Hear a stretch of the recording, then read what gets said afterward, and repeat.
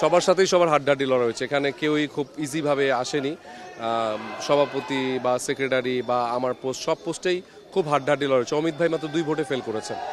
So একটা good একটা নির্বাচন হয়েছে। সকাল থেকেই বলছিলাম যে এবার নির্বাচনটা সুষ্ঠু এবং সুন্দরভাবে হয়েছে। তো দিন শেষে একদম ঝামেলাহীনভাবে একটা সুন্দর নির্বাচন আমরা দেখলাম। নির্বাচন আমাদের একটি জাস্ট সাংগঠনিক একটি অবকাঠামো, কারণ আমরা বরাবরই বলে থাকি যে আমরা একই পরিবারের মানুষ, এবং এটি কিন্তু আজকে আমরা লক্ষ্য করেছি যে আমরা বিভিন্ন সংগঠনে যখন নির্বাচন হয়, যারা পরাজিত হয় তারা কিন্তু পালিয়ে চলে যায়, অনেকটা গোপনে চলে যায়।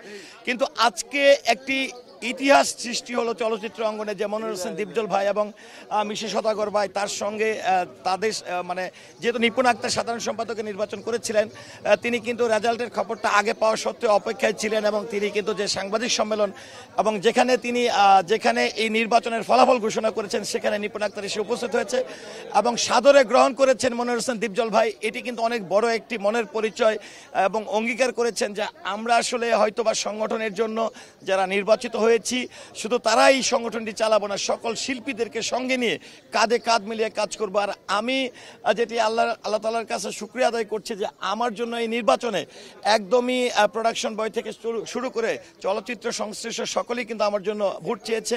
অনেক ভালো লাগছে। তবে ওই প্যানেলের সবাই যদি আমাদের সাথে এই মুহূর্তে এখন থাকতো আরো বেশি ভালো লাগতো, কারণ আমি চিন্তা করি যে আমরা সব শিল্পীরা সবাই জিতেছি, সবাই উইন করেছি, এবং আমরা তাদেরকে ছেড়ে কখনোই থাকতে চাই না। আমরা সবাই একসাথে মিলেমিশে কাজ করতে চাই। এটাকে যেভাবে হোক আমরা সবাই মিলে সবাই বসে কালকে ইনশাল্লাহ মহামান্য ছেলে আমাদের সবচেয়ে এই মুহূর্তে সবচেয়ে বড় একজন প্রডিউসার, যিনি প্রিয়তম মতো ছবি বানিয়েছেন, আগেও অনেক বানিয়েছেন।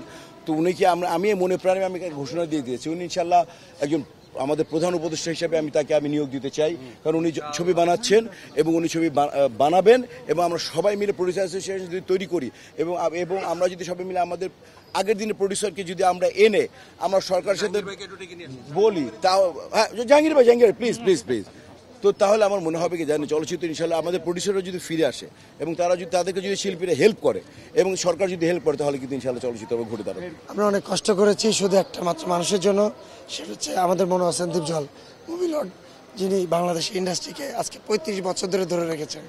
আজকে তার ইলেকশন করেছি আমরা এবং উনি জয়ী হয়েছেন। আমাদের পোস্টে আমাদের মনির হোসেন দীপজল সাহেব জয়ী হয়েছেন, এটা আমাদের সব থেকে ভালোবাসার মানুষ। আমরা আমাদের মেম্বারদের কাছে তারা আমাদের উপর ভরসা রেখেছে, দোয়া চাই আমরা যাতে তারা ভরসা রাখতে পারি। ভীষণ অন্যরকম এই ফিলিংস, আসলে শেয়ার করার মতো ফিলিংস, যে একটা মানে excitation, how I can explain. আমি আসলে মনে হচ্ছে, কারণ 3 দিন ঘুমাই না, আমরা ডে নাইট কাজ করেছি। তা আর এই যে বন্ধুরা, ভালোবাসার মানুষগুলো আমাকে সম্মানিত করেছে, ফুলের মালা পরিয়ে দিয়েছে, আমার ভীষণ মানে আমি খুবই অন্যরকম এখন, আমার খুবই আনন্দিত, খুবই পরম পাওয়া বলা যাবে। এই মালার মধ্যে কিন্তু ফুলের কাঁটা থাকে, কাঁটাগুলো আমি অবশ্যই সাবধানে থেকে আমি শুধু ফুলের কাজটা ঠিকমতো করে যাব।